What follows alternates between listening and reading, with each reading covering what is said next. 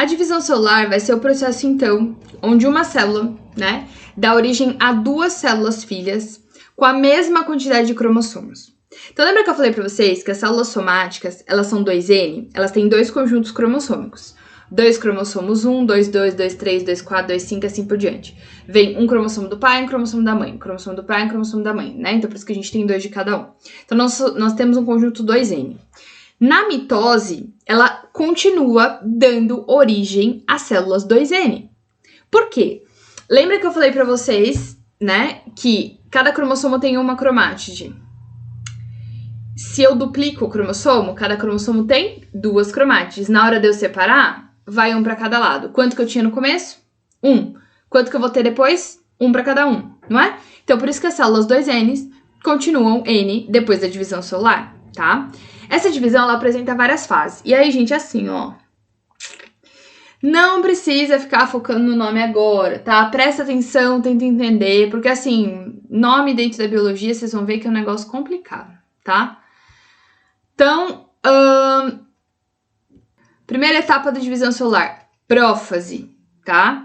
Primeira etapa da mitose, o que vai acontecer na prófase? Isso aqui é uma célula, núcleo, parará. Percebam o seguinte, lembra dos centríolos que eu falei pra vocês, que eram estruturas lá da formação do citoesqueleto e tal?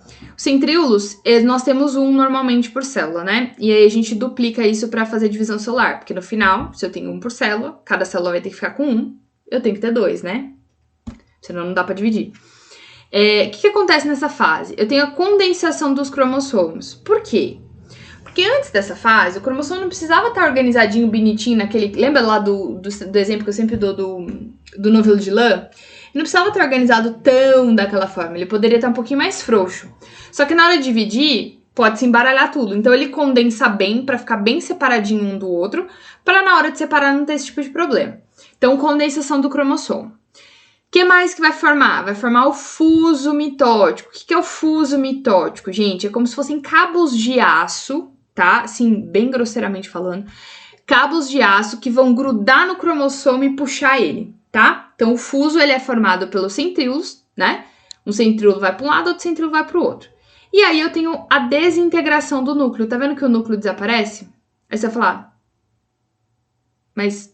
o núcleo desaparece? Sim. Por que o núcleo desaparece? Porque para eu puxar um cromossomo para cada lado, como é que eu vou puxar um cromossomo para cada lado se o núcleo tá me atrapalhando, tá? Então o núcleo desaparece e esses cromossomos começam a se organizar. Bom, depois da prófase a gente tem então a metáfase. Na metáfase, os cromossomos atingem o maior grau de condensação e é a melhor fase para a gente visualizar os cromossomos. Lembra do cariótipo que eu falei, que é o exame que a gente faz? Esses cromossomos, eles são, no exame, parados, né? Eles sofrem um processo químico que eles param a divisão celular na metáfase. E aí é a fase onde eles estão mais condensados e aí sim a gente consegue visualizar os cromossomos e conseguir separar eles em pares, tá bom? O que mais que acontece, né? Além deles estarem bem condensados, acontece o alinhamento dos cromossomos na placa metafásica ou placa equatorial. Nesse momento, o que vocês conseguem perceber? Aqui é pra metáfase, a gente mais ignora, tá bom? Os fusos estão ligados aos cromossomos, tá? Eu tenho um fuso saindo de um centríolo, outro fuso saindo de outro centríolo. Eles vão formar o cabo de aço e vão ligar no cromossomo, tá? E aí, numa região que a gente chama de cinetócoro, que é a região do cromossomo onde vai ligar o cabinho de aço, o fuso. Aí vai puxar uma perninha pra cá, o outro puxa uma perninha pra lá. Tudo bem? Então, os cromossomos, eles se alinham os 46 no meio da placa metafásica, no meio da célula. Por quê? Porque se ele se alinhar de outra forma, eu vou acabar puxando perninha mais pra cá, perninha mais pra lá. Então, pra puxar exatamente os dois cromossomos, tem os dois bracinhos lá, né? Pra eu puxar um pra cada lado, eles precisam estar todos eles no meio. Aí, ligam um fuso aqui, o outro fuso aqui e puxa. Tudo bem? Então, isso que acontece durante a metáfase. Na anáfase, eu tenho a separação das cromátides irmãs. Lembra? Um cromossomo, duas cromátides. As cromátides são irmãs porque elas são cópias. Quando eu separo, as cromátides irmãs se separam, tá? Elas migram, né, pro fuso, sendo puxadas por essas fibras, tá bom? A migração ocorre pelo encurtamento das fibras do fuso, portanto, ao final da anáfase, a gente tem dois grupos de cromossomos. O que vai formar uma célula aqui e o que vai formar outra célula aqui, tá bom? No começo eu não tinha 3 cromossomos? no final eu também vou ter 3 cromossomos. Acontece que aqui, ó, eu tinha 3 cromossomos com 2 cromátides. Aqui eu vou ter 3 cromossomos desse lado com uma cromátide, 3 cromossomos desse lado com outra cromátide. E aí, por último, a gente tem a telófase, que é o evento completo, terminou, né? A fase onde acaba a divisão celular. E a gente tem a desespiralização dos cromossomos, tá? Eles voltam a ficar menos condensados. Eu tenho o desaparecimento do fuso, o fuso sai.